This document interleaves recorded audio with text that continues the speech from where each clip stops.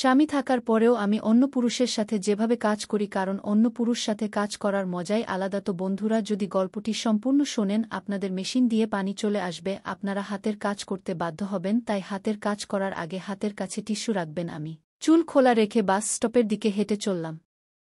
সকালের সময় ছিল, ভিড় তার চরমে পৌঁছেছিল। বাস এল এবং আমি উঠে গেলাম। আমি ইচ্ছে করে মাঝখানে দাঁড়ালাম, সেখানে যেখানে মানুষ একে অপরের সাথে সবচেয়ে বেশি ধাক্কা খায়। আমার চারপাশে মানুষ ছিল, কেউ অফিসে যাচ্ছিল, কেউ বাজারে। বাস চলতে শুরু করল এবং ভিড়ে ধাক্কাধাক্কি শুরু হয়ে গেল। ঠিক তখনই একটি ছেলে আমার পাশে দাঁড়াল। সে সম্ভবত কলেজের ছাত্র ছিল, লম্বা, পাতলা এবং তার শার্ট থেকে হালকা পারফিউমের গন্ধ আসছিল। বাসটি একটি তীব্র বাঁক নীল এবং সে আমার পিছনে আটকে গেল এবং সে ধীরে ধীরে বলল, হ্যালো বন্ধুরা, আমার নাম রেশমা। বয়স ঠিকঠাক বলব না, কিন্তু এতটুকু বলতে পারি যে আমি এখন সেই মোডে আছি যেখানে যৌবন তার পূর্ণ রঙে থাকে। লোকেরা আমার সম্পর্কে কী ভাবে তা আমি জানি না, তবে হ্যাঁ, যখন আমি বাজারে শাড়ি পরে বের হই তখন অনেক চোখ আমার দিকে আটকে যায়। আমার চোখ বড়, কালো এবং তাদের মধ্যে একটি চমক আছে যা সম্ভবত মানুষকে আমার দিকে আকর্ষণ করে। আমার রং একদম ফর্সা, এমন যে যখন আমি লাল বা সবুজ শাড়ি পরি তখন আমার শরীর তাতে আরও বেশি ফুটে ওঠে। আমার শরীর সম্পর্কে একটু বলতে হয়, আমার কোমর পাতলা কিন্তু নিতম্ব চওড়া এবং ভরা। আমার বুক এমন যে শাড়ির পল্লু তা ঢাকতে একটু ব্যর্থ হয়। আমার চুল লম্বা, ঘন এবং কালো, আমি তা খোলা রাখি। আমার ঠোঁট গোলাপি, এবং যখন আমি হালকা হাসি দিই তখন সঞ্জয়, আমার স্বামী বলে, রেশমা, তোমার এই অদা যে কাউকে দিওয়ানা করে দিতে পারে। আমার বিয়ের 7 বছর হয়ে গেছে। সঞ্জয় একজন ভালো মানুষ, তার চাকরি ভালো, বাড়িতে কোনো অভাব নেই এবং সে আমাকে এত ভালোবাসে যে কখনো কখনো মনে হয় এর বেশি আর কি চাই। রাতগুলোও ঠিক তেমনি হয় যেমন একজন নারী তার স্বামী থেকে চায়, গরম, ভালোবাসায় ভরা এবং সম্পূর্ণ। কিন্তু একদিন যখন আমি আমার মায়ের বাড়ি থেকে ফিরছিলাম, মায়ের অসুস্থতার কারণে আমি 2 দিন সেখানে থাকলাম। সঞ্জয় বলেছিল, রেশমা, তাড়াতাড়ি আসো, বাড়ি খালি লাগে তোমার ছাড়া। আমি হেসে বললাম, এ তো 2 দিনের ব্যাপার। কিন্তু সেদিন যখন আমি ফিরে আসছিলাম তখন এমন কিছু ঘটল যা আমার মাথায় গেঁথে গেল। আমি বাস ধরলাম, দুপুরের সময় ছিল এবং বাসে এত ভিড় যে পা রাখার জায়গা ছিল না। আমি একটি হালকা নীল রঙের শাড়ি পরেছিলাম যা আমার শরীরে লেপ্টে থাকত না কিন্তু হাওয়ায় হালকা হালকা উড়ত। আমি একটি সিটের পাশে দাঁড়িয়েছিলাম, এক হাতে লোহার রড ধরে, অন্য হাতে শাড়ির পল্লু সামলাচ্ছিলাম। বাস চলছিল এবং ভিড়ে মানুষ একে অপরের সাথে ধাক্কা খাচ্ছিল। ঠিক তখন বাস একটি ঝাঁকুনি দিল। আমার পিছনে কেউ দাঁড়িয়েছিল, সম্ভবত একজন পুরুষ, তার শ্বাস থেকে বোঝা যাচ্ছিল। তার কাঁধ আমার পিঠে ধাক্কা দিল এবং তার শ্বাস আমার কানের কাছে অনুভূত হল। সেই মুহূর্ত কয়েক সেকেন্ডের ছিল, কিন্তু আমার জন্য যেন সময় স্থির হয়ে গিয়েছিল। তার উষ্ণতা আমার পিঠ দিয়ে আমার সমস্ত শরীরে ছড়িয়ে পড়ল, আমার হাত ঠান্ডা হয়ে গেল এবং শ্বাস যেন থেমে গেল। আমি ফিরে তাকাইনি, সম্ভবত ভয় ছিল, সম্ভবত লজ্জা। কিন্তু সেই অনুভূতি আমার ভিতরে কোথাও গভীরে নেমে গেল। বাস আবার চলতে শুরু করল এবং সেই ব্যক্তি আমার পিছনে দাঁড়িয়ে রইল। তার উপস্থিতি আমি অনুভব করছিলাম, যদিও সে আবার আমাকে স্পর্শ করেনি। আমি নিজেকে বললাম, রেশমা, এ কি হচ্ছে? কিন্তু আমার হৃদয় অন্য কথা বলছিল। তার শ্বাসের উষ্ণতা, তার কাঁধের হালকা চাপ, এই সব আমার মাথায় বারবার ঘুরছিল। যখন আমার স্কপেল, আমি নেমে গেলাম। বাসের জানালা থেকে আমি তার দিকে তাকানোর চেষ্টা করলাম, কিন্তু ভিড়ে সে কোথায় হারিয়ে গিয়েছিল। আমি বাড়ির দিকে হেঁটে চললাম, কিন্তু আমার মন সেই মুহূর্তে আটকে গিয়েছিল। যখন আমি বাড়ি পৌঁছলাম, সঞ্জয় দরজা খুলল। সে আমাকে জড়িয়ে ধরে জিজ্ঞাসা করল, যাত্রা কেমন ছিল? আমি হালকা হেসে বললাম, ঠিক ছিল। তার বাহুতে সেই উষ্ণতা ছিল, সেই ভালোবাসা যা সবসময় আমাকে শান্তি দেয়া। আমরা একসাথে খাবার খেলাম। সঞ্জয় মায়ের স্বাস্থ্য সম্পর্কে জিজ্ঞাসা করল, আমি উত্তর দিলাম, কিন্তু আমার মাথা কোথাও অন্যত্র ছিল। রাতে আমরা আমাদের ঘরে গেলাম, সঞ্জয় আমার কাছাকাছি এল, কিন্তু সেই রাতে আমার মন কোথাও অন্যত্র ছিল। আমি সেই অচেনা ব্যক্তির স্পর্শকে মনে করছিলাম, সেই হালকা ধাক্কা, সেই অচেনা উষ্ণতা। কেন এটি আমার এত ভাল লেগেছিল? সঞ্জয়ের ভালোবাসা তো সম্পূর্ণ ছিল, তবুও সেই ভিড়ের মুহূর্তটি আমার মাথা থেকে বের হচ্ছিল না। সঞ্জয় ঘুমিয়ে পড়ল, কিন্তু আমি জেগে রইলাম। আমি চোখ বন্ধ করে সেই মুহূর্তটি আবার অনুভব করার চেষ্টা করলাম। আমার শ্বাস দ্রুত হয়ে গেল, আমার হাত ধীরে ধীরে আমার শরীরে ঘুরতে লাগল। আমি নিজেকে স্পর্শ করলাম এবং সেই অনুভূতি। শুধু এতটুকু বলব যে সেই রাতে ঘুম দেরিতে এসেছিল। পরের দিন সকালে আমি উঠলাম, সঞ্জয় অফিসে চলে গিয়েছিল। আমি গোসল করলাম, একটি সুন্দর গোলাপি শাড়ি পরলাম, এবার হালকা গোলাপি যা আমার রঙে খুব মানিয়েছিল। আমি আয়নায় নিজেকে দেখলাম, আবার বাস স্টপে গেলাম। এবার ইচ্ছে করে সকালের সময় বেছে নিলাম অফিসে যাওয়ার ভিড়। বাস এল এবং আমি উঠে গেলাম, ভিড়ে ধাক্কাধাক্কি হচ্ছিল।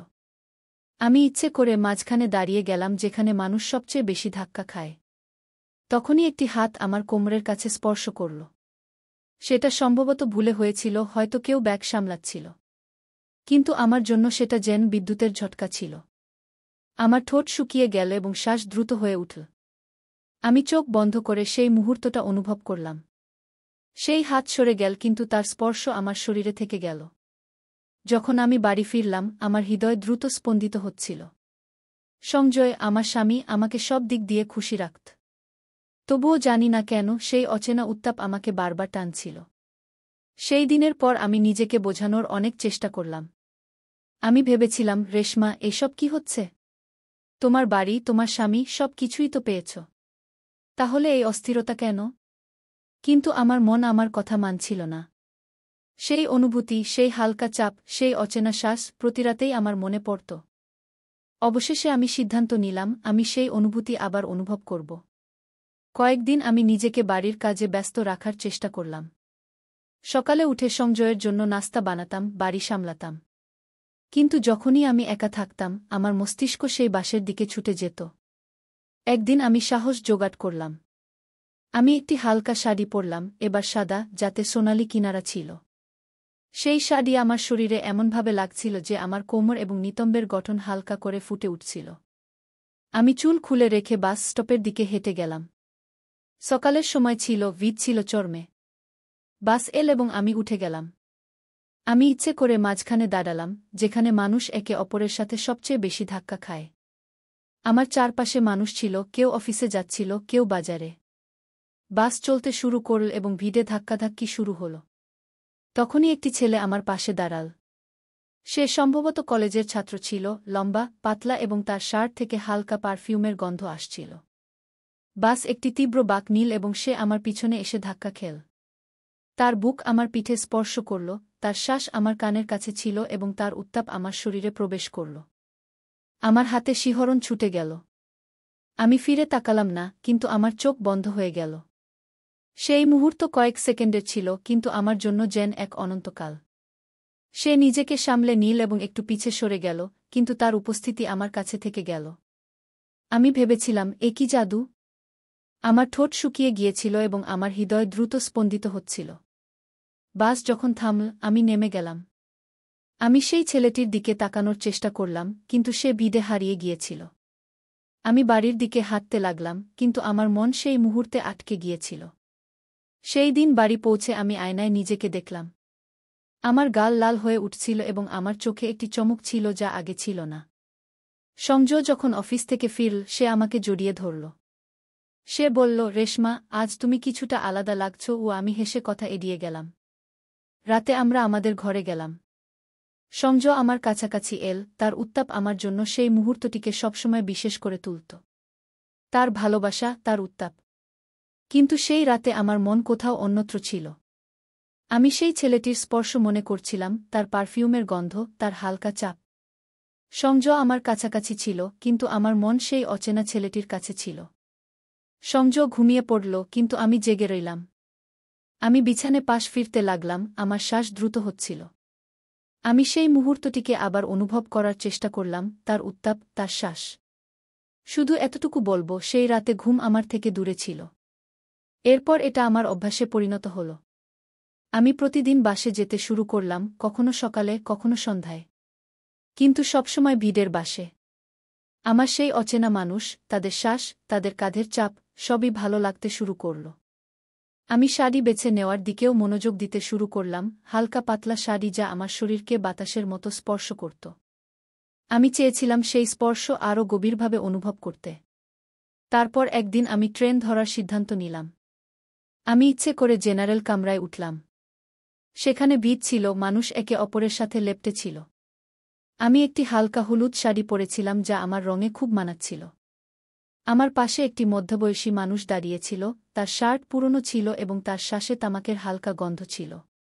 ট্রেন একটি ঝাঁকুনি দিল এবং তার হাত আমার এক নিতম্বের কাছে স্পর্শ করল। সে সরে গেল না, সম্ভবত সেও ভালো লাগছিল। আমার রাগ হওয়া উচিত ছিল, আমাকে তাকে ধাক্কা দেওয়া উচিত ছিল। কিন্তু জানি না কেন আমি চুপ থাকলাম। আমার শরীর সেই স্পর্শকে গ্রহণ করল। আমি চোখ নিচু করলাম, আমার হৃদয় দ্রুত স্পন্দিত হচ্ছিল। সেই হাত কিছুক্ষণ সেখানে থাকল এবং তারপর ভিড়ে কোথাও হারিয়ে গেল। যখন আমি স্টেশনে নেমে এলাম, আমার হাত পা কাঁপছিল। আমি বাড়ির দিকে হাঁটতে লাগলাম, কিন্তু আমার মন সেই স্পর্শে আটকে গিয়েছিল। সেই রাতে বাড়ি পৌঁছে সংজয় জিজ্ঞেস করল, রেশমা, তুমি ঠিক তো? চেহারা এত পাণ্ডুর কেন? আমি বললাম, হ্যাঁ, শুধু ক্লান্ত হয়ে পড়েছি। খাবার পর আমি আমার ঘরে চলে গেলাম। সংজয় জিজ্ঞেস করল, আজ আমার সাথে ঘুমোচ্ছ না কেন? আমি মাথাব্যথার অজুহাত দিলাম। আমি আমার ঘরে গিয়ে দরজা বন্ধ করে দিলাম। অন্ধকারে বিছানায় শুয়ে পড়লাম। শুধু এতটুকু বলবো, সেই রাতে ঘুম আসতে দেরি হয়েছিল। পরের কয়েকদিন আমি একইভাবে ভিড়ে যেতে থাকলাম, কখনো বাসে, কখনো ট্রেনে। প্রতিবার একটি নতুন অনুভূতি, একটি নতুন স্পর্শ। এখন আমার আর ভয় হচ্ছিল না। আমি চাইতাম কেউ আমাকে স্পর্শ করুক, অনিচ্ছাকৃতভাবে বা ইচ্ছাকৃতভাবে। সেই উষ্ণতা, সেই চাপ আমার ভাল লাগতে শুরু করেছিল। কিন্তু সংজয় কিছুটা বুঝতে শুরু করেছিল। এক সন্ধ্যায় সে অফিস থেকে তাড়াতাড়ি ফিরে এল। আমি তখন বাড়িতে ছিলাম না, ভিডের বাসে ছিলাম। যখন ফিরলাম সে বলল, রেশমা, তুমি আজকাল খুব বাইরে থাকছ, কি ব্যাপার? আগে তো তুমি বাড়ি থেকে কমই বের হতে। তার কণ্ঠে সন্দেহ ছিল, কিন্তু সে রাগে ছিল না। আমি ঘাবড়ে গেলাম, কিছুক্ষণ চুপ করে থাকলাম, তারপর বললাম, এমনি ইচ্ছা করে, একটু ঘুরে বেড়াতে ভালো লাগে। সে আমার চোখের দিকে তাকাল এবং রাতে একা ঘুমানো নিয়ে বলল, আমি কি তোমাকে বিরক্ত করছি? তার প্রশ্ন আমার হৃদয়ে বিঁধে গেল। আমি বললাম, না সংজয়, তা নয়, শুধু ঘুম আসে না। সে চুপ রইল, কিন্তু তার চোখে এমন কিছু ছিল যা আমাকে ভয় পাইয়ে দিল। সেই রাতে আমি আবার আমার ঘরে গেলাম। সংজয় কিছু বলল না, কিন্তু আমার মনে হচ্ছিল সে এখন নজর রাখবে। আমি ভাবলাম, রেশমা, তোমার থামা উচিত। কিন্তু আমার মন প্রস্তুত ছিল না। সেই নেশা আমার ভেতর এত গভীরে প্রবেশ করেছিল যে আমি তা ছাড়তে পারছিলাম না। পরের দিন আমি আবার বেরিয়ে পড়লাম।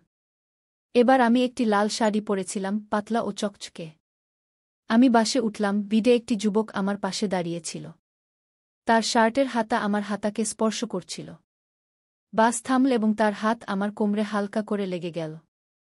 সে ক্ষমা চাইতে লাগল, কিন্তু আমি তাকে থামিয়ে দিলাম। কোনো সমস্যা নেই, আমি হালকাভাবে বললাম। আমার ঠোঁটে একটি হাসি ছিল এবং আমার হৃদয়ে একটি ঝড়। যখন বাড়ি ফিরলাম, সংজয় আগে থেকেই বাড়িতে ছিল। সে বলল, রেশমা, তোমার মুখ আজ আবার লাল কেন? তুমি ঠিক আছো তো? আমি হেসে বললাম, হ্যাঁ, শুধু গরম ছিল বাইরে, কিন্তু আমার মনে হচ্ছিল সে আমার কথায় বিশ্বাস করছে না। সংজয়ের সন্দেহ এখন স্পষ্ট হয়ে উঠছিল।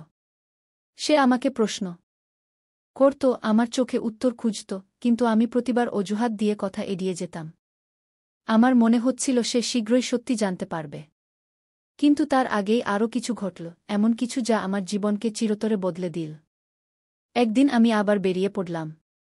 সেই দিন আমি একটি গাঢ় নীল রঙের শাড়ি পরেছিলাম, পাতলা ও মসৃণ, যা আমার দেহে ঢেউ খেলছিল। আমার চুল খোলা ছিল এবং আমি হালকা মেকআপ করেছিলাম, কাজল ও হালকা লিপস্টিক। আমি আয়নায় নিজেকে দেখে হেসেছিলাম। আমার ভেতর একটি অদ্ভুত অস্থিরতা ছিল, যেন কিছু বড় ঘটতে চলেছে। আমি সেই দিন ট্রেন ধরলাম, ইচ্ছাকৃতভাবে জেনারেল কামরায় উঠলাম।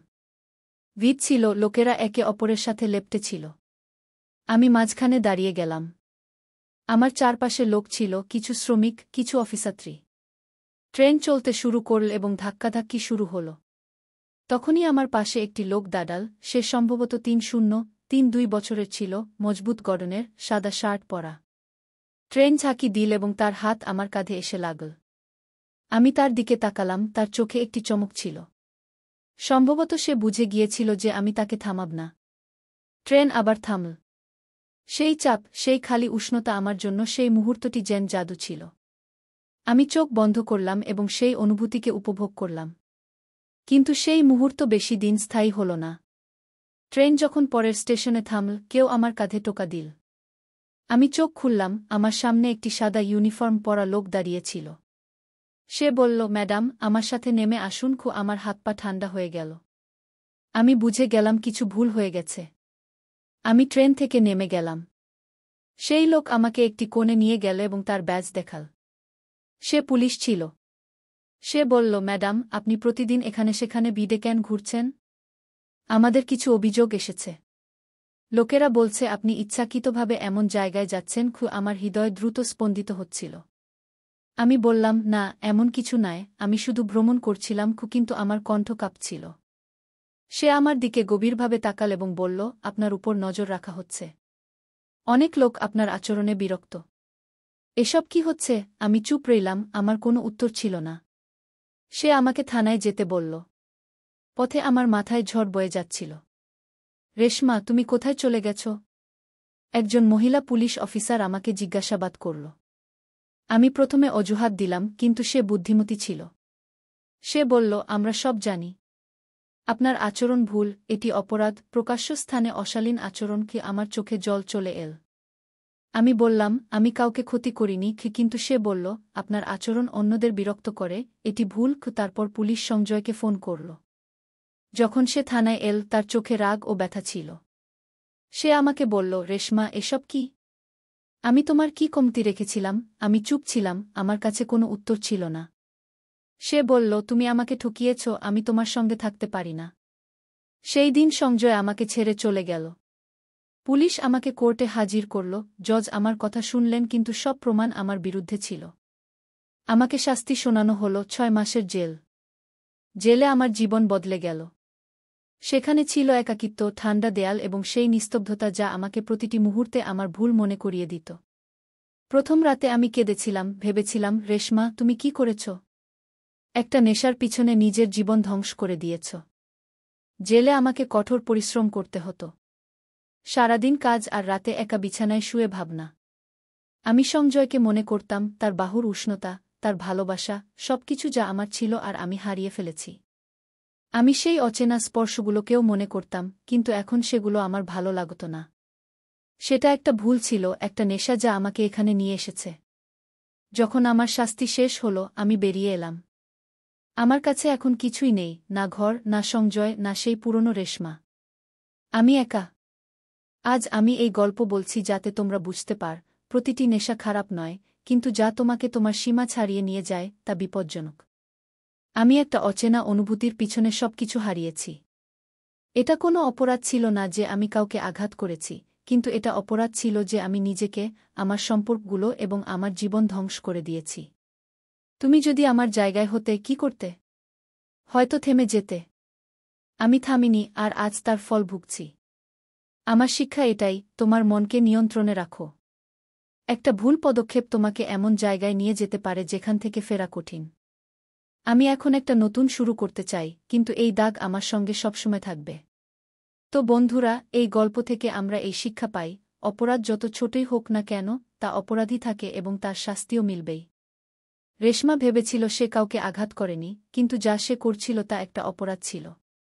রেশমা অনেকবার ভেবেও ছিল যে এসব ভুল, কিন্তু সে তা উপেক্ষা করেছিল এবং নিজের জীবন ধ্বংস করে দিয়েছিল। তো বন্ধুরা, এই শিক্ষামূলক গল্পটি তোমাদের কেমন লাগল? কমেন্ট করে জানাও। আর এমন গল্পের জন্য আমাদের চ্যানেলটি সাবস্ক্রাইব করতে ভুলো না। ধন্যবাদ।